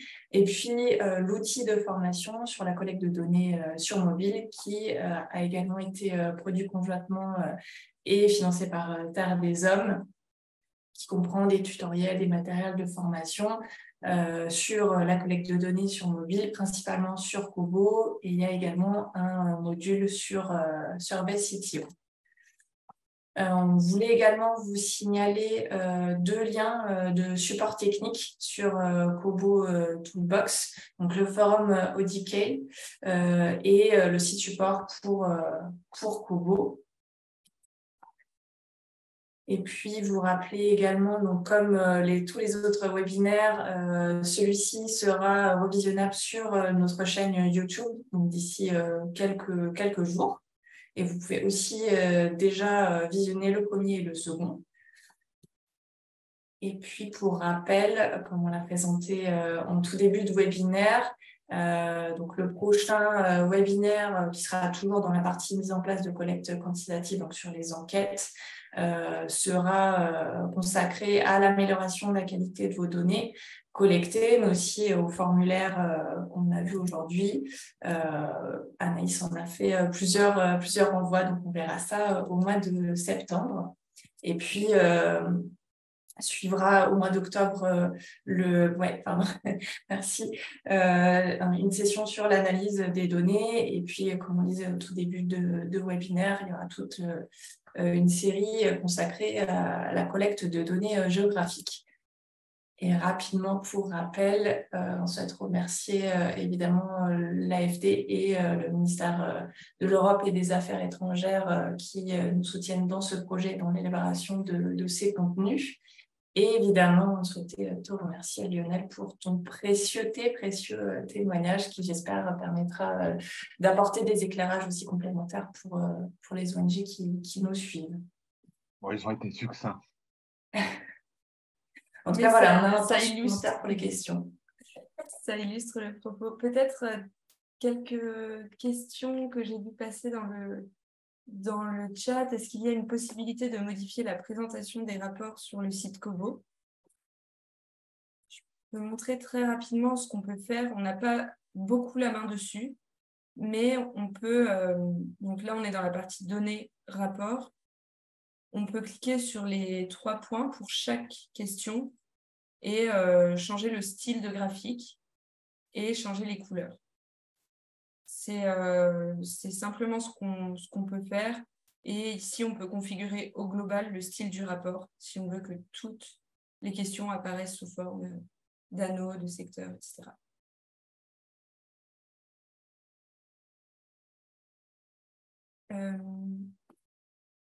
On avait quelqu'un qui a pris la parole tout à l'heure. Peut-être que si vous voulez vous exprimer de nouveau. OK, et merci beaucoup. Merci pour le partage d'expérience. Moi, je suis responsable sur les relations au sein de mon organisation. J'ai eu aussi à piloter des programmes de ce genre pour la mise en place des dispositifs de suivi-évaluation. Et c'était aussi un programme dans le cadre du développement des filières. Donc, pratiquement similaire à celui de Lionel. J'aimerais savoir quelles sont les principales difficultés qu'il a eues pour la mise en place. Vous m'entendez? Oui, oui. Voilà. Quelles sont les principales difficultés que vous avez eues lors de la mise en place du dispositif suivi-évaluation autour de l'aménagement, autour de la mangrove? Bon, ça a été le plus dur, ça a été bon, mais c'est pas lié à Kobo, c'est plutôt définir les indicateurs qu'il fallait suivre. C'est toujours la partie compliquée du dispositif et que tout le monde se mette d'accord sur des indicateurs vérifiables facilement. Et c'est plutôt, et là, je vous ai dit, il y avait 5 opérateurs plus Adenger, et puis derrière, c'est le bailleur aussi qui veut, qui finance un projet, donc qui attend aussi, lui, un certain nombre d'éléments. Et donc, il a fallu construire tout ça. Donc, c'est plutôt cette étape qui a été longue, en fait, je trouve, de définir les indicateurs. Après, j'avais mentionné dans la diapo l'avantage inconvénient. En fait, un des gros inconvénients par rapport à Kobo, c'est que les gens ne sont pas forcément à l'aise avec l'outil, qu'ils ont, même si c'est de moins en moins le cas aujourd'hui, il y a quand même encore certaines personnes dans les administrations qui sont pas à l'aise avec les smartphones. Les jeunes, non, quoi. Je veux dire, partout en Guinée, je recrutais pour faire des enquêtes des jeunes qui sortaient à peine du lycée. Ils savent tous utiliser un téléphone. Et à partir du moment où ils savent lire, c'est facile d'utiliser Kobo. On les formait en 3 jours et ils faisaient des bonnes enquêtes, quoi. Après, on est sur du quantitatif. On leur demande pas de faire de l'analyse. On demande de faire de la collecte. Et donc, sur le suivi éval, ça a été. Après, ce qui a été compliqué, c'est parfois c'est pas lié à l'outil, c'est par exemple sur les carrés de rendement. Donc après, ça, c'est des travers liés à l'opérateur qui a décidé d'installer ces carrés de rendement dans les zones des périmètres où le riz donnait le mieux. Et en fait, ça nous faussait nos données sur Kobo parce qu'on avait des données les carrés de rendement nous disaient, je sais pas, quasiment 4 tonnes hectare. Et quand on avait les données des producteurs, ils nous disaient qu'ils avaient produit 1,5 tonne à l'hectare. Et du coup, on dit, comment c'est possible? D'où vient le problème? Et c'est en allant questionner les opérateurs sur leur méthode. Et alors, on s'est dit, mais non, mais ceux qui faisaient les carrés de rendement, on a dit, mais en fait, c'est pas lié à l'outil, mais là, c'est un défaut, on va dire, de protocole. C'est-à-dire qu'ils ont choisi les parcelles qui donnaient le mieux et pas les représentatives du périmètre où il y a des zones dans le périmètre qui donnaient bien et des zones qui donnaient moins bien, parce que des zones qui étaient facilement inondées, d'autres moins. Voilà. Après, une autre difficulté, ça a été le responsable suivi-évaluation. C'était pas du programme, tu vois, au niveau du ministère. C'était pas son métier. Et donc, c'était lui qui était censé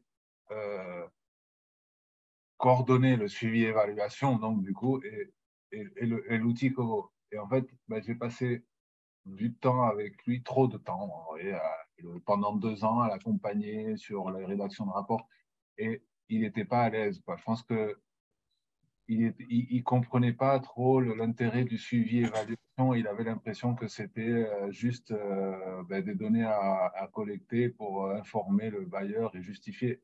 Mais en fait, le suivi-évaluation, c'est ce qu'on essaye de dire tu vois, avec les opérateurs, c'est que c'est un outil de pilotage.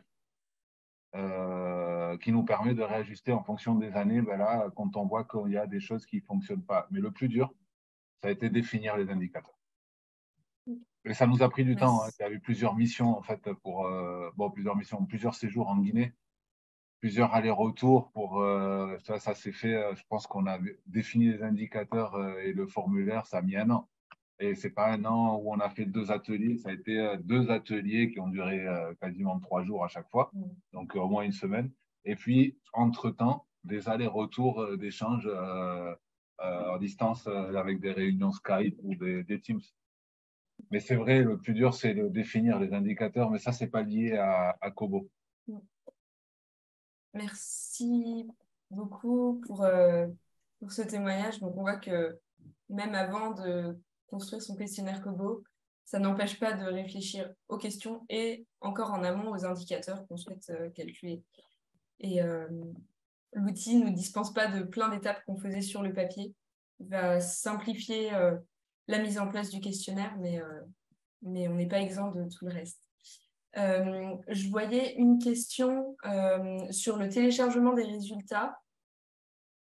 Je vous ai montré tout à l'heure, donc quelqu'un demandait si on pouvait avoir les résultats en Excel, si j'ai bien compris.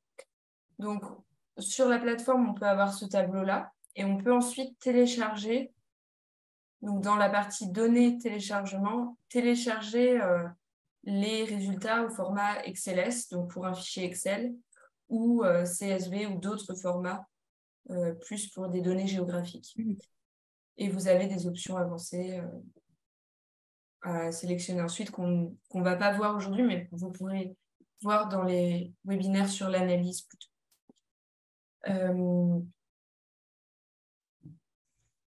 Est-ce qu'on a une autre question que quelqu'un voudrait poser maintenant? Non,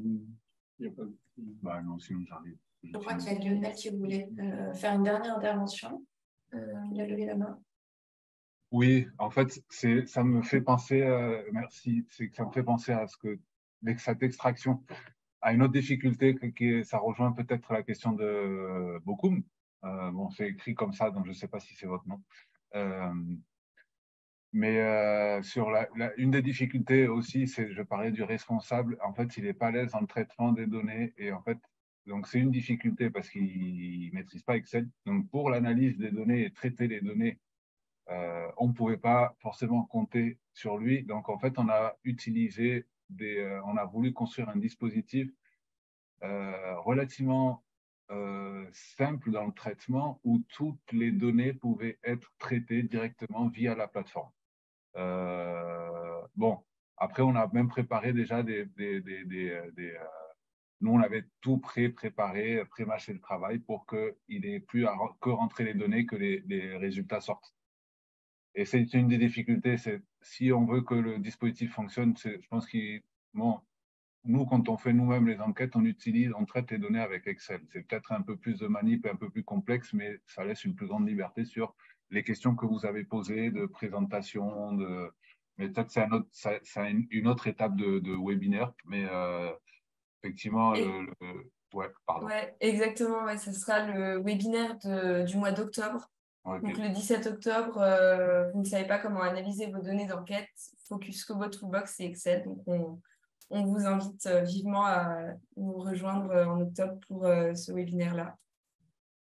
Et peut-être en tout cas, une dernière question que je vois dans le chat à laquelle on n'a pas répondu, qui est en anglais. Donc, qu'est-ce qui est le plus important ou le plus fréquemment nécessaire qui manque dans le Kobo Builder, mais qu'on peut mettre en place avec le XLS Form?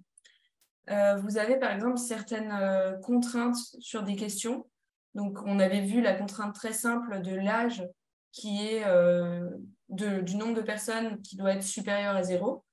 Des fois, vous pouvez avoir des contraintes où vous souhaitez utiliser la logique et, donc soit mettre plusieurs contraintes, qu'elles s'appliquent toutes, ou alors que ce soit un ou, que ce soit celle-ci ou celle-ci ou celle-ci. Sur le builder, vous allez pouvoir soit utiliser que des et, ça sera soit toutes les contraintes, soit l'une des contraintes. Et sur XLS Form, vous allez pouvoir combiner les deux comme vous voulez. Donc, par exemple, soit cette contrainte-là qui regroupe doit être supérieure à 0 et doit être inférieure à 50, ou alors doit être compris entre 60 et 100. Vous pouvez créer différents intervalles. Donc là, pas forcément parlant sans exemple de question, mais vous allez avoir plus de flexibilité sur les contraintes. Vous allez pouvoir dire, par exemple, si vous souhaitez qu'il y ait maximum 3 réponses sélectionnées à une question H1 multiple, vous allez pouvoir le coder également. Vous aurez beaucoup plus, par Excel, oui. Vous aurez beaucoup plus de paramètres d'apparence. Donc, ça va être plus vous allez pouvoir affiner vos questionnaires, améliorer la qualité. Et vous verrez dans le prochain webinaire sur la qualité des questionnaires, vous verrez déjà comment améliorer les questionnaires sur le Builder. Et vous verrez aussi peut-être quelques limites de choses qu'on ne peut pas faire sur le Builder et pour lesquelles il faudrait passer sur Excel. Disons que dans les fonctionnalités de base, ça ne vous bloquera pas, mais assez vite, sur des questionnaires plus complexes, vous aurez besoin du XLS Form. Je crois que M. Oumarou qui a levé la main. Oui. Oui, bonjour à tous. Merci beaucoup pour la présentation. Ma question est de savoir est-ce qu'on peut créer plusieurs comptes gérés par un seul compte principal. Par exemple, si on a plusieurs bases et on veut gérer ces différents comptes-là par un seul compte principal. Oui, vous allez pouvoir, donc vous pouvez créer plusieurs comptes de la même manière qu'on l'a vu au début, avec donc la création de compte. Et ensuite, vous allez pouvoir, à partir de d'un des comptes, pour chaque projet, donc ça sera pour chaque questionnaire, vous allez pouvoir accéder aux paramètres et au partage. Et là, on vous laissera regarder un peu plus la documentation Kobo et la boîte à outils MDC, dans laquelle on a des informations. Vous allez pouvoir ajouter des utilisateurs. Par exemple, partager tel questionnaire avec un autre utilisateur. Et pour chaque utilisateur, vous allez pouvoir lui donner différents droits. Donc, si c'est un enquêteur, vous allez simplement l'autoriser à voir le formulaire, ajouter des soumissions. Et si c'est quelqu'un à qui vous souhaitez dédier exactement les mêmes droits que vous, d'administration, de modification, vous allez pouvoir lui donner tous les accès. En fait, et donc, dans ce cas-là, l'autre utilisateur, dans sa liste de projets, par exemple, ici, on voit que quelqu'un a partagé son projet avec moi. En fait, ça veut dire que, juste Anaïs, ça veut dire que tu peux faire par exemple, on peut créer un compte pour votre association, mais en fait, chaque individu, après, devra, soit vous utilisez le même compte, mais bon, ça peut créer de l'embrouille, soit chaque membre par exemple, vous avez une cellule technique qui va intervenir à éditer des formulaires, chacun peut avoir un compte. Et si vous décidez que vous partagez avec deux membres de l'équipe technique l'édition du formulaire, ben, vous partagez avec eux. Mais en fait, il faudrait que chacun ait un compte. On ne peut pas avoir un compte mère. C'est après, c'est comme pas un drive, mais c'est vous partagez en fait vos formules. Les projets, c'est des formulaires. Donc, s'il y a 5 projets, ça veut dire qu'il y a 5 formulaires. C'est donc, ça, on partage projet par projet. Donc, Exactement. si vous dites que vous avez un formulaire sur le suivi des productions de manioc et que vous le partagez avec 3 collègues de votre asso, ben, ça veut dire que chacun doit avoir un compte Kobo. Et après, vous travaillez ensemble sur ce dossier, sur ce projet partagé. Et je préciserai juste qu'un même compte peut être utilisé par plusieurs utilisateurs. On peut être connecté à plusieurs sur un même compte. Et collecter des données à plusieurs à partir d'un même compte. Voilà. Je suis désolée pour ceux qui auraient encore des questions. Au vu de l'heure, on va devoir s'arrêter ici. Mais vous avez la possibilité de nous recontacter si vous avez d'autres questions par la suite. Et évidemment, ce webinaire sera publié sur la chaîne YouTube. Merci à toutes et à tous d'être restés aussi longtemps. On espère que ça vous a été utile, que ça vous donnera envie de commencer avec Kobo. Et on vous donne rendez-vous au mois de septembre pour le prochain webinaire. On s'accorde une pause pour le mois d'août. Juste Anaïs. Oui. Est-ce qu'il y avait une dernière question sur la Kobo? Il n'y a pas de traduction en fait, hein, à part les langues anglais, français. Les langues locales, c'est à nous de former des enquêteurs pour qu'ils traduisent et de vérifier que la traduction soit correcte. Oui, c'est également une fonctionnalité sur le XLS Form où vous pouvez traduire vos questionnaires en plusieurs langues et les voir apparaître en plusieurs langues. Je vous laisse aller. Mais c'est pas nous qui traduisons. Si, c'est nous qui traduisons. Oui, c'est-à-dire que c'est nous qui, par exemple, on va écrire la question en 3 langues. Et elle s'affichera dans la langue qu'on veut. Mais ce n'est pas le XLS Form qui traduit une question en français en poulard, par exemple. Tout à fait. OK. Ouais, tout à fait. Voilà, c'était juste une dernière question. Merci.